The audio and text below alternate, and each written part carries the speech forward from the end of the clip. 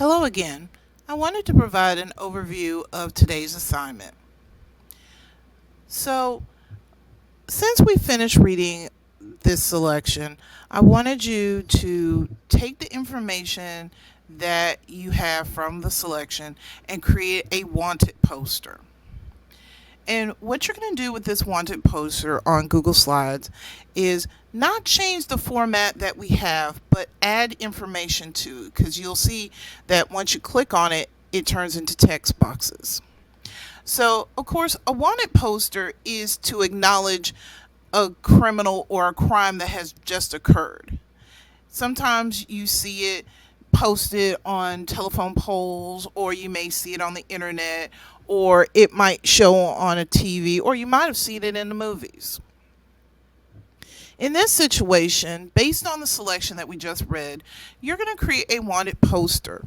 Now, remember, you might not know who the person is, but you can choose a scene from there when you choose your photo that would represent what that wanted poster is like. Since we don't know who the person is and we don't want to spoil it for people who have not read the selection. So, where it says add a photo, you can handle this in two separate ways.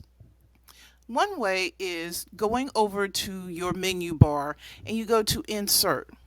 When you go to insert, you select image.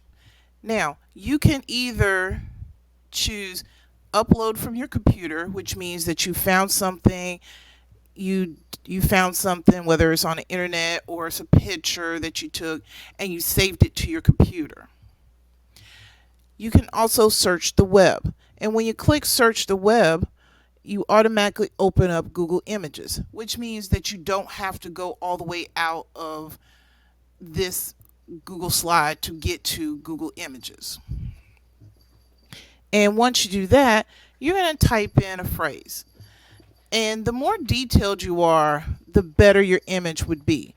Now, if it gets to a point where you are looking through the Google Images in this section here and you're not seeing exactly what you want, you can always open a new tab to locate what you're looking for. And of course, once you do that, say you're typing in a phrase, you would type the phrase in. So, say for instance, you're typing in the word graffiti. And of course, make sure you always spell things correctly. You see how I did that. And you hit enter. So you see that there's a lot of different choices to choose from. And of course, your job is to choose one that might fit the message of the selection. And then once you do that, you might click the image, and then you see that the word insert is here. And then once you do that, it will insert.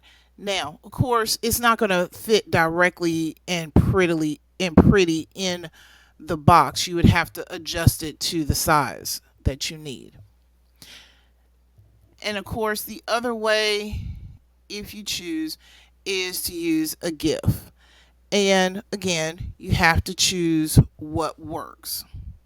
Now, once you choose the image, here where it says name and alias, because we don't know the name and it is considered a mystery, you're not going to put the person's name. You might put like a particular phrase, or give that criminal or the person who committed the culprit a nickname, and be creative with it. Don't just call it based on the story. Be creative with it. All right, another section is this part here, and it's a little small, so of course you can always make the font bigger by just highlighting, and you go up here and you can just make it bigger so that you can be able to type your information. And you want to, of course, stay within the box. So once you do that, it's going to ask you a couple of things. Last seen. This part here is talking about the last known place that this crime occurred. And it also could be the setting of the selection. And then reason for questioning. What is the crime that was committed? And this is where you would write a complete sentence describing what was the crime that was committed. All right, here is the reward.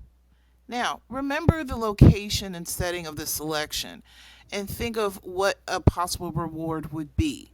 So it wouldn't be something as astronomical as $5 million reward, because we know that the setting is in a particular location, so you don't want to overstep the reality of the selection. Of course, right here is a fake number. You do not need to change this whatsoever. Now, if you do, that's fine, but please leave it here. There's no reason to change it. All right. And that's pretty much it of how you're going to create your wanted poster.